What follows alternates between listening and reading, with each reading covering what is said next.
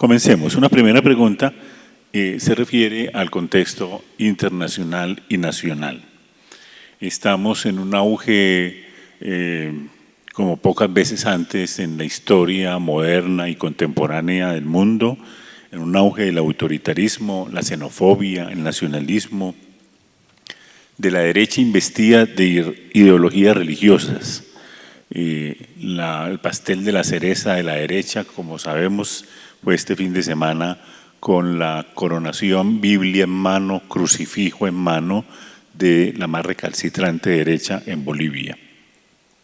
Esto pareciera dar lugar de nuevo, dar la razón de nuevo al espectro de Carlos Marx, quien hablaba de la historia se repite dos veces, una vez como tragedia, otra vez como farsa. Pero no es una farsa, desgraciadamente, es una tragedia.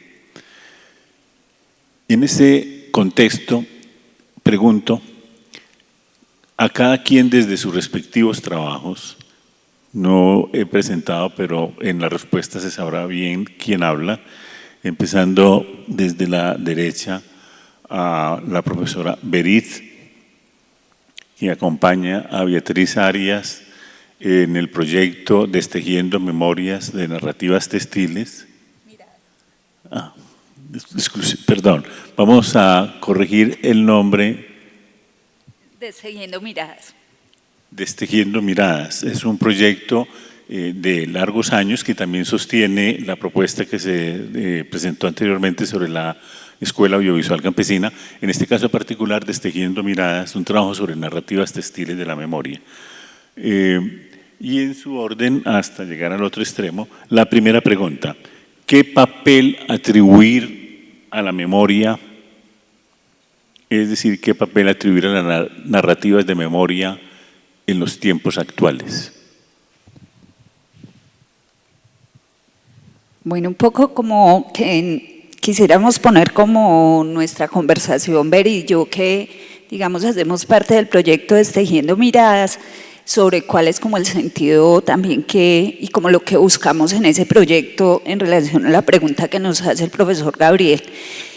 Una de las cosas, digamos, que ya nos presentaba el profe, toda la disputa y la discusión que hay sobre el tema de memoria hoy en Colombia, también pone pues como otros interrogantes, y si es también cuáles son las voces que hemos escuchado o desde dónde hemos escuchado esas voces. Y un poco Destejiendo Miradas lo que ha querido hacer es preguntarse por otros relatos o otras voces o otras miradas sobre algunos sujetos que solamente han sido nombrados desde un relato, y por eso decidimos acercarnos a los excombatientes de las FARC un poco para tratar de conversar como desde otro lugar. Entonces, frente a lo que pregunta el profe, creemos que hoy es muy importante ir a esos territorios locales y atender el mundo de las subjetividades para poder reconocer eso que atraviesa las vidas, que no puede atraparse en un solo relato, que es a veces pues como lo problemático de la pugna por las memorias, y que precisamente permita emerger y reconocer relatos múltiples, historias múltiples que atraviesan la vida de los sujetos. Entonces eso creo que es un poco desde donde nosotros estamos intencionando este trabajo.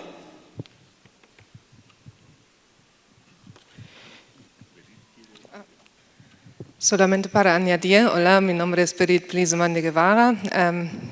Espero que me puedan entender con mi acento alemán.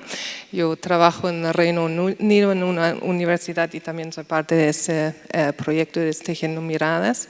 Como eso es un congreso sobre las narrativas en la educación, lo que tal vez queremos añadir es que estamos trabajando con adultos, pero también en el curso del proyecto empezamos a trabajar con niños de una vereda, en una escuela de una vereda donde hay excombatientes y también gente de la vereda que ya vivía ahí antes, que han tenido experiencias de violencia de ahí y que tenemos que admitir que al inicio, como ya hemos escuchado hoy día, que no pensamos realmente en trabajar con los niños, pero que las voces de los niños en ese proceso de paz son muy importantes.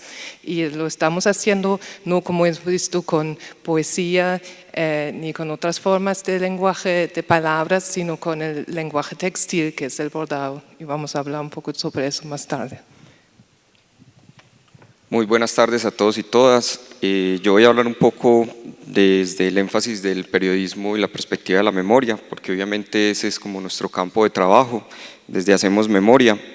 Y en este sentido, pues si empezáramos por lo más local, en este caso por Colombia, creo que las narrativas de memoria del periodismo lo han empezado a hacer tímidamente, pero tienen un papel o un desafío muy importante, y es empezar a construir un relato de paz, un relato de esperanza en un país que ha vivido históricamente en el conflicto y en un país en el que gobiernos como el actual tienden a profundizar el odio y a devolvernos o a revivir ciertos momentos del pasado para tratar de profundizar la guerra.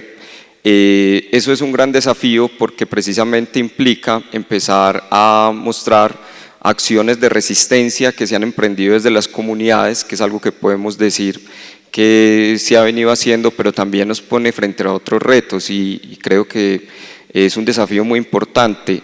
Ya no se trata solo de seguir contando esos relatos de las víctimas y de las personas como vivieron en sus territorios, sino que creo que después del acuerdo de paz con las FARC se nos abre la necesidad de empezar a contar quiénes fueron esos que participaron en el conflicto armado y también qué posibilidades hay de construir con ellos. Y es algo que me parece muy importante porque venimos de unos actores del conflicto, en el caso de la guerrilla de las FARC, que habían sido deshumanizados en la guerra, en el discurso y en las narrativas. Y hay un gran desafío de volverlos a humanizar, pero también de que la sociedad tenga como esa posibilidad de darles el espacio para que se reincorporen. Y antes habíamos visto otros ejercicios del proceso de desmovilización con los paramilitares. Emergían unas narrativas, pero había unas narrativas ahí de una justificación también en muchos asuntos de esa violencia. Entonces ahí, desde el periodismo, creo que surge otro desafío y es cómo empezar a hacer unas narrativas que contribuyan efectivamente a la verdad, al reconocimiento de responsabilidades y al arrepentimiento por parte de quienes cometieron este tipo de violencias, pero que sea un arrepentimiento sincero y también de sectores de la sociedad que han justificado la violencia. ¿Eso a qué nos lleva? Que el periodismo tiene en el campo de la democracia un rol muy importante, que es justamente contribuir en esa discusión y en esos escenarios de debate público, y esto nos pone en la necesidad de empezar a narrar desde la memoria lo que han sido esas diferentes visiones sobre el conflicto armado, sobre la violencia, lo que se está disputando hoy y que sin duda va a ser un proceso que va a tener muchas tensiones y que va a tardar mucho, pero que es necesario dar ese diálogo y dar ese debate. Finalmente, entonces diría que así como Colombia necesita una narrativa de memoria del periodismo que contribuya a la construcción de paz, pero a la construcción de paz mirándonos a los ojos, diciendo las verdades, dando los debates que son necesarios dar. El mundo en general también tiene un contexto en el que se están reavivando ciertos odios, ciertos fanatismos, ciertos discursos que siguen estigmatizando, que siguen segregando y que siguen justificando el uso de la violencia. Entonces diría yo también hay una necesidad ahí de una narrativa puesta en pro de la paz, de la convivencia, del amor. Y eso es algo muy difícil porque estamos en un contexto a veces como muy desesperanzador, cómo revivir la esperanza desde nuestras narrativas. Gracias, Joan. Cedo la palabra a continuación a la profesora Christine.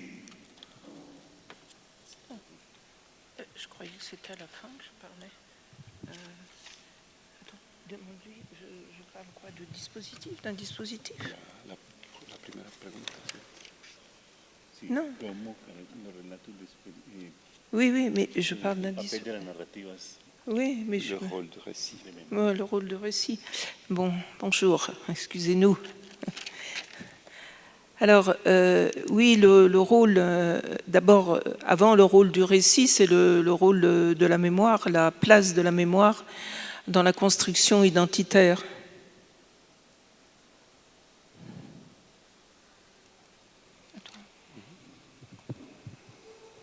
Buenos días, por favor disculpen. En cuanto al rol del relato, es importante decir que ahí es donde juega la memoria que sirve para la construcción de la identidad, construcción identitaria.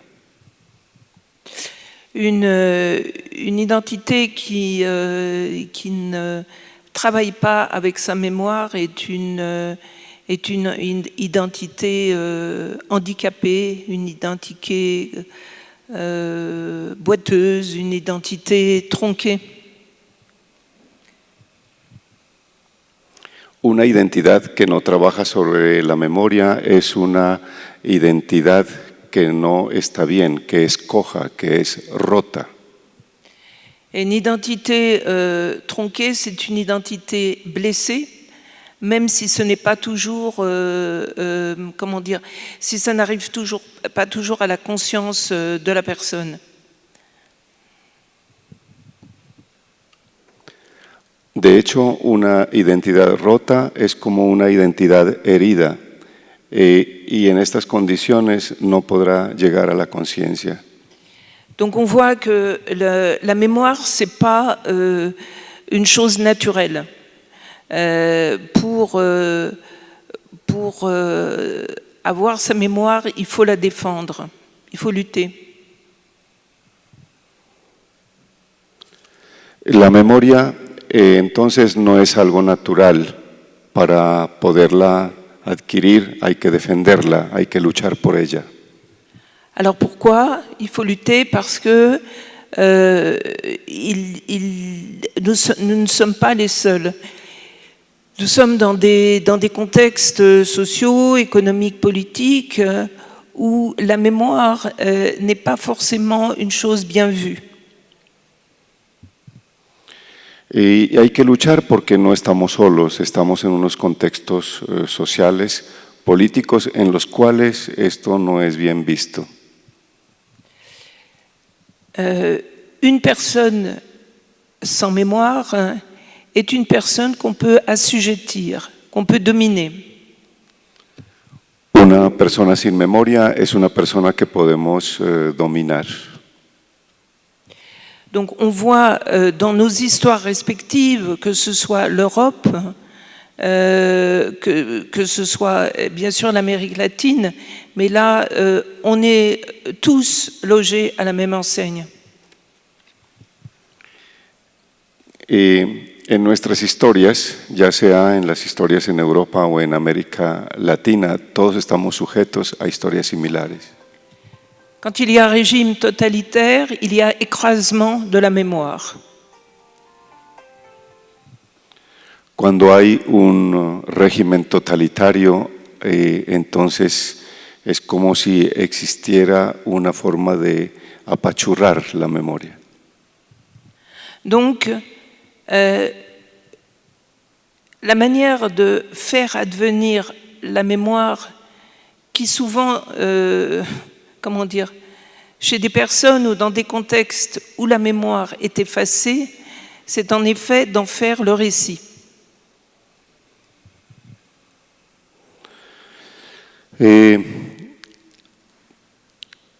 La memoria es algo que hay que construir. Yo, por ejemplo, conozco personas cuya memoria ha sido borrada, entonces hay que reconstruirla. T'as pas dit pour les récits? Si. Sí, a través del relato. Pardon, excuse-moi. Voilà. Et donc, comment faire récit de mémoire? Donc, on a entendu des dispositifs. Il faut inventer des dispositifs et des dispositifs de groupe. Entonces, para trabajar el relato de memoria, ya lo habíamos escuchado, hay que recurrir a dispositivos, entonces hay que inventar estos dispositivos. De telle sorte que les mémoires individuelles deviennent, dès le départ, des mémoires partagées. De esta manera podemos hacer que una memoria que en su primer momento es individual se vuelva una memoria compartida? Donc personnellement, j'ai un dispositif qui s'appelle des ateliers de création partagée, qui sont des ateliers de mémoire à partir de photographies et à partir de textes éventuellement. Bon, je ne vais pas les développer ici. Personalmente yo cuento con un dispositivo para realizar este trabajo. Para realizarlo recurro a un taller que he llamado Taller de Creación Compartida y lo hago a través de la fotografía y a través del texto.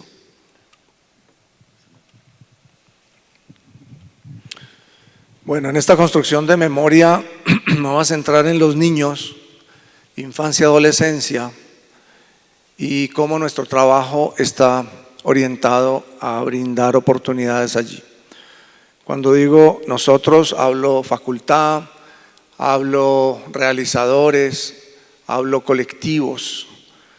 La Facultad de Comunicación tiene una rama audiovisual en paralelo con la rama periodística de investigación y logramos sembrar en los estudiantes, y procuramos hacerlo, que sus trabajos de investigación documental, de ficción, multimedial, cualquiera que sea el soporte, tenga un gran sustrato de investigación de memoria. La visibilización de personajes emblemáticos, barriales, locales, nacionales, mundiales. La visibilización de historias de vida, el trabajo autobiográfico en el documental, que es toda una línea nueva en un documental en el que el joven se exhibe en su propia búsqueda personal de sentido y luego lo lleva a la sociedad. Resalto que aquí hay varios niveles en donde nos interesa influir. Está bien que trabajemos en el medio estudiantil, en el medio local, pero no debiéramos descuidar los medios masivos hasta donde podamos llegar a ellos. Colombia carece, como lo dije ayer, de un sistema de medios de infancia. No hay un canal de televisión infantil, público, que se ocupe justamente, como decían mis compañeros, de crear, de reflexionar y de sembrar esa identidad y esa memoria. Señal Colombia hace lo que puede, que ya es bastante, pero yo invito a la movilización en la exigencia de un canal público. Cuando digo canal, no me refiero solamente a la televisión. Hoy los medios viajan por cualquier pantalla y se salen de la pantalla y deben salirse. Deben entrar a la ciudad en todos sus rincones, en los museos. Debemos revitalizar y resignificar la labor de los museos, las cinematecas. Y todas estas son acciones que ocurren en simultánea, porque sería mucho más efectivo si lo que creamos como maestros, como grupos, como colectivos, encuentra mejores ventanas de difusión. A veces nos quedamos en el hecho de hacer cosas, de crear cosas, y se nos olvida por dónde ponerlas a circular. Yo siento que ha sido un logro que Medellín haya logrado su cinemateca y que comparada con la de Bogotá, toda comparación es odiosa, pero lo digo en sentido positivo, el comentario de inauguración en la Cinemateca de Bogotá fue: estamos inaugurando un logro magnífico en un edificio estupendo que será un lugar de encuentro fabuloso, pero esperamos lograr lo que ya tiene la Cinemateca de Medellín, y es que nació en los barrios, no en un gran edificio. Y es ese sentido de mirada comunitaria, conjunta, que suma las visiones de comunas, de regiones, de barrios, de cuadras, lo que tenemos por visibilizar. Y cierro diciendo que todas esas acciones, en mi sentir, se justifican desde y con y para la niñez. Como decía, citando ayer a Buckingham, esos niños que son mensajes hacia un futuro que no veremos. Eso que sembramos hoy en ellos y con ellos es lo que será esta región y este país. Así que desde los medios públicos, desde nuestra construcción colegiada, con estudiantes, con realizadores, con comunidades campesinas, con colectivos creativos, debemos dirigir la mirada a la infancia, respetuosa, y potenciar esa creatividad inmensa que ellos tienen, que nos enseña tanto, para ocupar un mejor lugar como adultos creativos en lo que hacemos.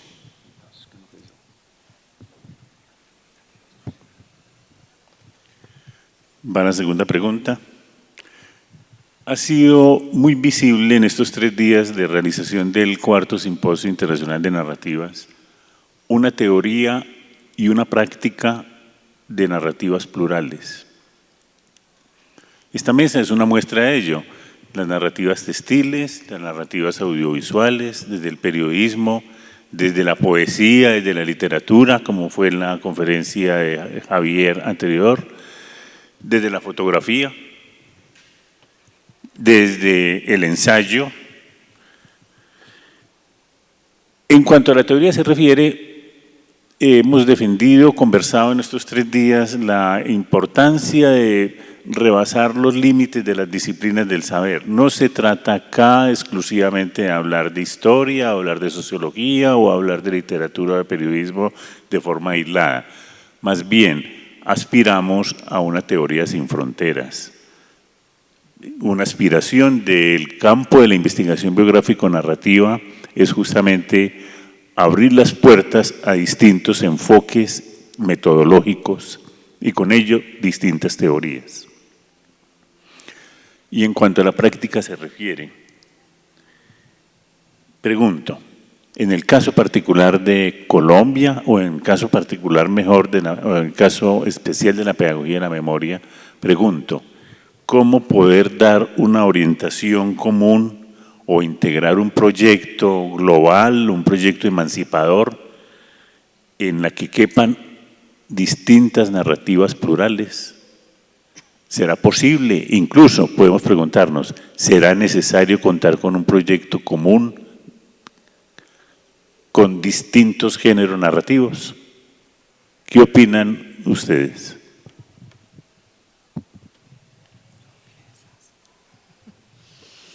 Bueno, creo que es como complicada esa pregunta y difícil pues como responderla, digamos, de una manera cerrada. Yo creo que pues yo de esa pregunta podría como decir que desde la experiencia que nosotros venimos desarrollando, trabajando con narrativa textil desde hace más o menos 12 años, nosotros veníamos trabajando narrativa textil sobre todo con víctimas del conflicto, y esta vez en esta nueva intención, digamos, de darle continuidad, pues invitamos también a pasar la experiencia por la aguja y el hilo a quienes hicieron parte de las FARC.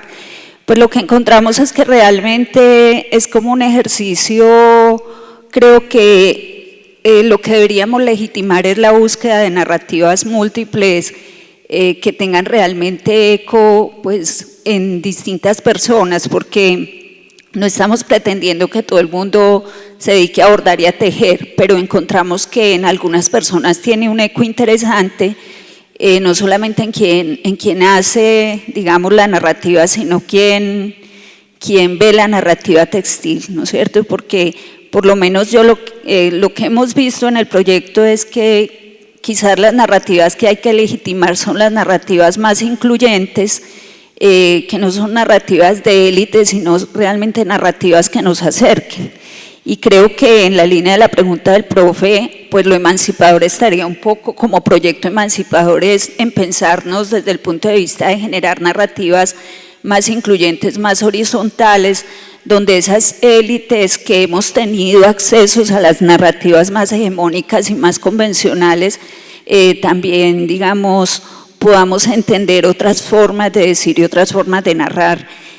Particularmente cuando hacemos invitación a usar la aguja y el hilo como el medio para contar, lo que encontramos es que es un lenguaje absolutamente simple, cotidiano, sencillo, y que siempre evoca una abuela, una tía, una madre, una historia de vida que casi siempre está como muy asociada al tema de la protección, del afecto, del abrigo, y eso tiene un efecto importante en lo que se logra narrar allí. Entonces, pues yo pensaría que como proyecto quizás más integrador, creo que es la intención más bien de procurar ampliar el repertorio de narrativas y de posibilidades de narrativas incluyentes, sin jerarquías, que a veces se hace mucho también como en el mundo académico, que hay una jerarquización de cuáles son narrativas, digamos, más legitimadas académicamente y cuáles son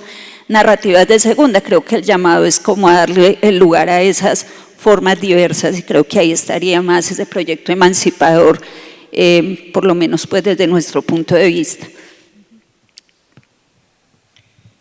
Yo diría que ahí hay como también una utopía, eso de tratar de construir un relato único que nos represente a todos, o al menos un relato conjunto y colectivo. Creo que eso puede que sea imposible, no sé, habría que dejarlo en muchos espacios de discusión, pero sí creo que lo que es necesario es tanto desde el formato como desde las voces empezar a construir múltiples narrativas diversas, que en lo posible en el formato sean desde lo oral, desde lo visual, las imágenes, desde lo escrito, también porque hay que tener en cuenta las formas como las personas se comunican día a día, cómo transmiten sus memorias, cómo transmiten sus legados, cómo construyen su propia mirada de lo que les ha pasado. Entonces, en un ámbito podemos decir que hay una necesidad de diversificar la forma en que se construyen esas narrativas en la forma, pero también en las voces. Porque hay que abrir, sobre todo yo creo que en un contexto como el colombiano, esas voces que entran a ser parte de los relatos de las víctimas, de los victimarios, de los testigos o sobrevivientes, pero también de los que han sido corresponsables, de los que se han beneficiado, y seguro cada uno tratará de justificar, porque cada voz tiene también su punto de vista, y tratará de dar a entender o de convencer al otro de cómo ha vivido el conflicto y de qué manera, digamos, ha transitado por este pasado, pero eso es lo que nos debe llevar en últimas es a poder construir en algún momento un diálogo conjunto, un diálogo donde dejemos de tratar de convencer al otro de que es que yo tengo la razón, sino en el que reconozcamos y en el que empecemos a llegar a acuerdos y en el que empecemos a decir, bueno, esta memoria, esta diversificación de narrativas nos tiene que llevar a construir un futuro. La memoria tiene que mirar al futuro y tenemos que empezar a construir ya una nueva narrativa de cómo nos queremos como sociedad, cómo nos soñamos este país, cómo podemos avanzar y tratar de superar como la condición en la que hemos estado viviendo.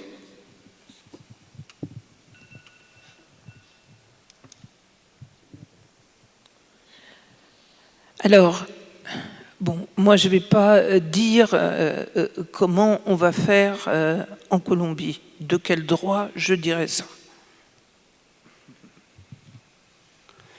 No voy a decir cómo lo deben hacer en Colombia porque no creo tener derecho para decirlo. Mais ce que je peux dire en mettant en calque d'autres situations. Pero lo que sí puedo señalar, lo que sí puedo decir, calcando con otras situaciones. Donc pour un projet émancipateur multiple, moi je plaide pour l'hétérobiographie.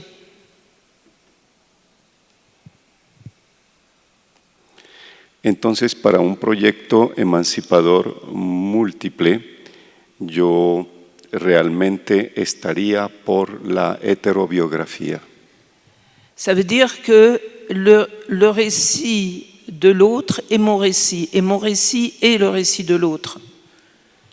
Entonces sería el relato del otro y mi relato y el relato del otro.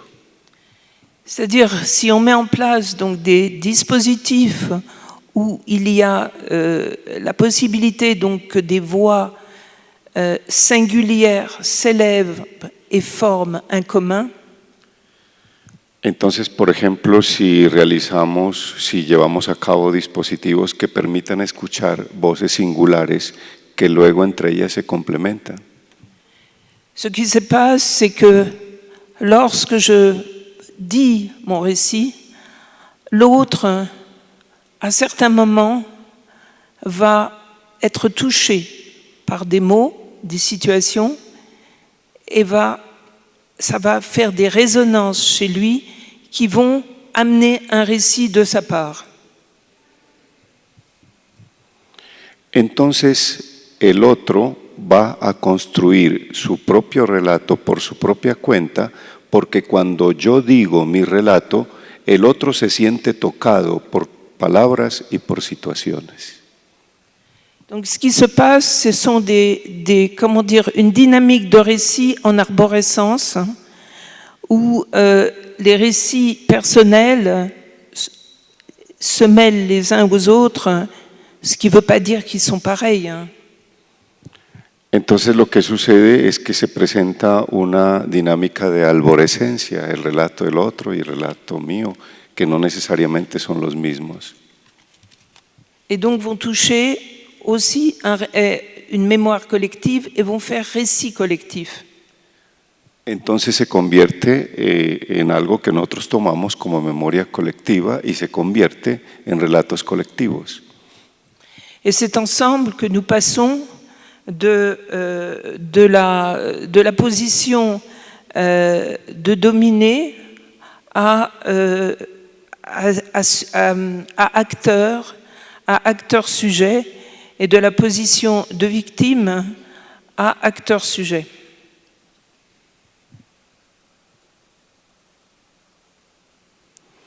Entonces, este conjunto de cosas que realizamos es lo que nos va a permitir de hacer ese salto, de pasar de dominado a actor-sujeto, de pasar de víctima a actor-sujeto.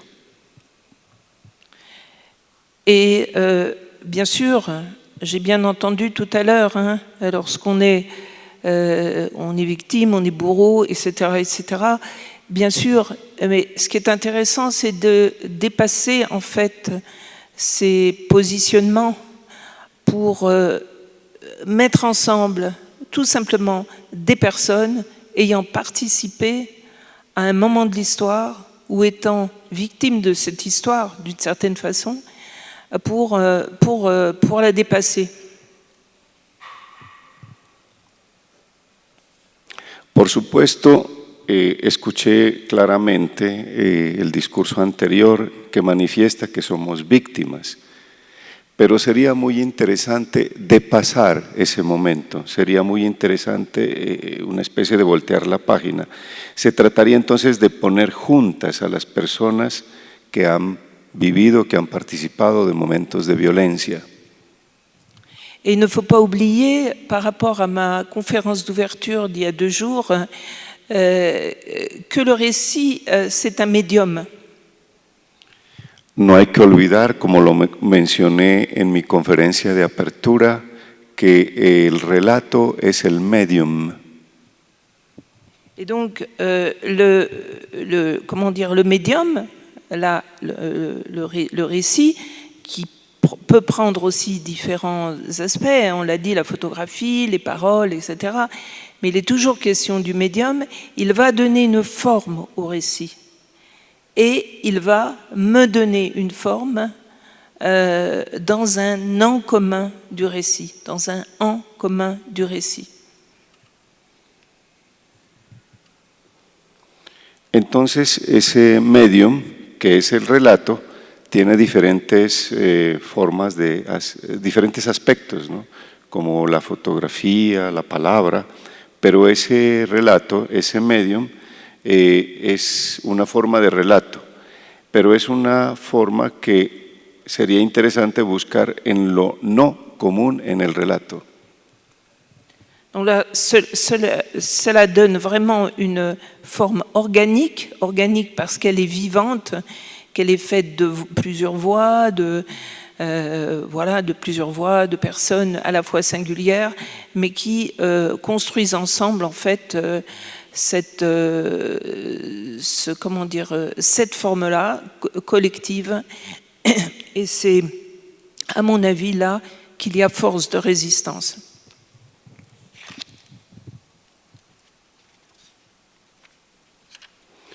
Entonces es una forma que es orgánica, que es viva, y es orgánica y es viva porque tiene voces, porque tiene personajes, aunque sea hecha de forma singular, pero que es una forma de construir juntos. Entonces, cuando se tiene una forma colectiva, a mi modo de ver, es lo que sería una fuerza de resistencia.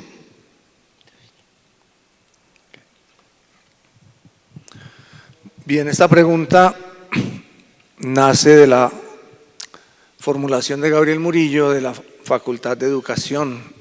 Celebro que esta pregunta venga de la Facultad de Educación y no podría ser de otra manera. Esa voluntad integradora define la actividad y la esencia misma del maestro. Esa pregunta no surgiría fácilmente de ingeniería, ni de ciencias de la salud, ni siquiera de comunicaciones. Y eso significa que hay que romper un aislamiento disciplinar muy visible y muy complicado de superar.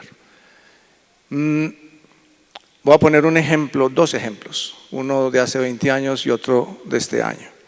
Hace 20 años, inspirados un poco en la filosofía de Plaza Sésamo, hicimos de la mano de Teleantioquia un programa que duró 2 años y que se llamó La Ruta del Sol. Y significó un inmenso esfuerzo justamente para salirse cada uno de su pedacito. Construimos una mesa de trabajo de 16 personas en donde había escritores de poesía, escritores de novelas, había actores y actrices, había animadores, titiriteros, ¿qué más había? Documentalistas, realizadores de ficción. Y lo que sucedía en esa mesa era que se ponía en el centro el tema de la semana. Y cada uno desde su disciplina se abalanzaba sobre ese tema, procurando convencer a la mesa que su forma de solucionar para el público ese tema iba a ser la que iba a salir en la pantalla. Y ese juego, digamos, de buscar convencernos terminaba en algo maravilloso, que era explotar la imaginación dentro de las capacidades específicas de cada género, formato, lenguaje, técnica y medio. Ayer mostrábamos un ejemplo recientísimo danés, ya en el universo transmedia, no solo en el televisivo, que se llama Rashomon, Salvemos el Planeta, en donde los jóvenes de Dinamarca se ocupan de salvar las abejas. Y lo hacen en el mismo esfuerzo de construcción colectiva, multidisciplinaria, multilenguaje, multimedio, transmedial, en donde un solo relato, un solo tema, Salvemos las abejas, es visitado y resuelto en todos los entornos habitados por un niño. Entonces está la escuela, actividades de escuela, está la casa, actividades manuales, está la ciudad, teatros, circos, museos, la calle, los parques, por supuesto el colegio como un lugar central de creación de reflexión, soluciones, y está el internet como lugar de encuentro, de publicación, de creación de clubes y de grupos en torno al tema. Entonces yo creo que lo que voy a decir es un poco para sacudir a mis colegas. Yo no soy formado académicamente educador, pero lo soy en mi oficio cotidiano, pero ustedes que sí lo son de manera formativa, los invito a que ese espíritu integrador dé cuenta también de una excelencia en esa diversidad. Es decir, si ustedes son quienes naturalmente pueden convocar a todos ámbitos del saber a integrarnos, ustedes deben también brillar en una diversidad de saberes, en una diversidad de aproximaciones, de lenguajes, de metalenguajes, que permitan que ese diálogo con otros, que vamos a llegar a su mesa, sea un diálogo verdaderamente productivo. Y me sumo un poco a lo que dice Cristín también. Yo creo que pasar la página de la víctima significa también pensar un presente lleno de posibilidades, no por supuesto desconociendo las amenazas crecientes, pero sí construyendo de la mano de pares de todos lados nuevas visiones de país. Me corresponde ahora estar en un postdoctorado en Canadá, en donde lo que estoy recibiendo pues no lo encuentro aquí, y recibo generosamente allá la visión de cómo hacer para que las tecnologías inmersivas le den mejor impulso al documental. ¿Cómo podemos en Colombia construir un relato de nuestra realidad de forma inmersiva, en donde el espectador realmente se sacuda en su forma de pensar, reflexionar, entender y ver una realidad? Danny Boyle, el director inglés de cine, hace 2 años en el Festival de Cannes, sorprendió con un cortometraje en donde solo estaba la escena conocida del mexicano y su familia perseguidos por la policía de frontera estadounidense. Pero esta vez era un casco inmersivo. Esta vez eras tú el mexicano. No estabas viendo al mexicano, tú eras el mexicano. Y los sonidos y las sirenas y los disparos y la arena y la policía y los gritos y los sacudones entraban en tu cuerpo por todos tus sentidos.